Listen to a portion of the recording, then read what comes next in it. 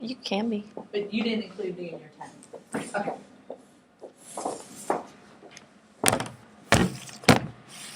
Okay, today I have this really neat idea about acupuncture. All over the world, there are all kinds of different forms of medicine and healing and trying to make one well.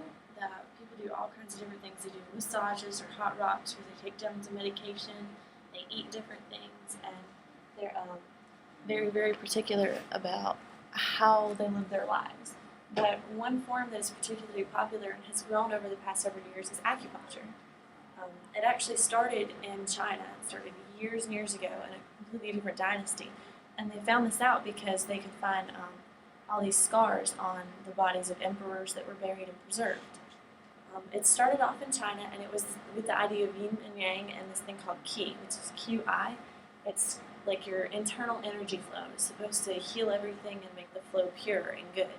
And it's supposed to prevent disease and keep everyone healthy. It started with the idea of just poking needles in skin because the skin has different pressure points that correspond with bodily functions. After it began in China, it traveled to Korea, where they picked up the exact same practice. They did it the same ways as also on a lot of their skeletons and their mummies. You can tell how they did it, and they actually use much larger needles than we use today. Whenever they started using different sized needles was whenever it traveled to Japan. They started using smaller needles so that it would be less painful for the people who were practicing it. It also has greatly increased in the last several decades, especially in the United States. It started increasing in popularity around the time of communism and the spread of socialism, because a lot of the communist leaders thought that Chinese medicine practices were really, really advanced and smart, and they thought that maybe they had something going with this acupuncture idea. It also picked up after President Nixon took a visit to China, and he had learned about it himself. He never participated in it while he was there, but a lot of people got their interest spiked after that because there were lots of publications written about it, and it started to pick up in the United States. Now, acupuncture is really particular about how you do it. You have to have practiced it and studied it for long periods of time because different pressure points in the body can do different things, and it's really, really specific. Also, the needle size corresponds. Some people think that the bigger the needle, the more the impact, but some people think that's not necessarily true. Some of the problems concerning safety with acupuncture has to do with the cleanliness. A lot of times, whenever people started it, they would use the same needles over and over again, and they wouldn't wash them, and that transferred a lot of diseases and infections. There was actually a huge outburst in hepatitis B in the United States right after acupuncture started up. But a lot of people nowadays, what they do is they get these really tiny needles that they can use once and then just throw away, and they get some more. Another problem is if you don't know how to do it and you're putting needles in someone, you could cause a lot of really serious problems other than just making them bleed. If you do it wrong along the spine, you could impact nerves, and that can paralyze you or cause serious nerve problems. And also, if you do it too close to the base of the skull, it can cause brain damage or even stimulate a stroke or heart attack, which is very, very serious. So you have to make sure that you have someone who's practiced in acupuncture to take care of it. Some of the main functions that the Chinese people thought it helped with were physical processes of the body and the body fluids. They were supposed to regulate it. And it also is supposed to warm the body. It's supposed to provide defense against other kinds of mechanisms, as in diseases, that sort of thing, and harmful spirits.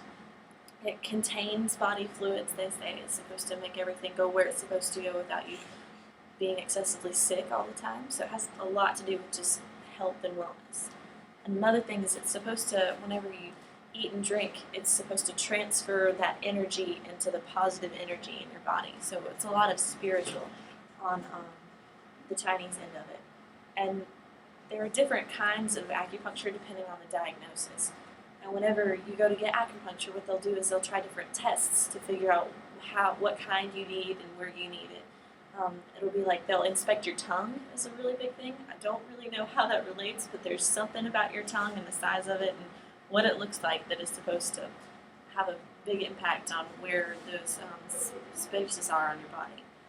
And they'll look at internal bodily sounds, like they'll listen to you using a stethoscope to figure out if everything sounds okay, and they'll also check for weird body odors. Another thing is if you have a fever, you sweat a lot, you have a weird appetite, You have problems with defecation and urination, if you have a lot of pain or sleep problems, or if for women, if you have menstruation or kind of your discharge, what they'll do is they'll check all that out first too. They also check different pressure points in the body, like where we usually check for our pulse right here, and they'll check right here to see if there are any irregularities. Another big part of it is that it works in a lot of different cultures. A lot of cultures think of it in a different way, and a lot of them have different ideas about how it should work. In the United States, a lot of it's more scientifically based. It's about, they've researched it and they want to see what parts correspond with what, and they think that it all leads to a similar area in the brain, but that it all has a really different impact over everything. In the United States, they actually use it as follow-up for lots of surgeries for pain. They use it for neurological recovery, if you're recovering from stroke rehabilitation, and some people even think it works to increase fertility. And the effectiveness is really, there have been a lot of different statistics on that. Some people think that it's not effective at all, that it's just completely pointless. Some people think that it's the best thing ever and that it should only be used for anything, that you should just forego any kind of medication, just go straight to acupuncture. Thank you all for your time.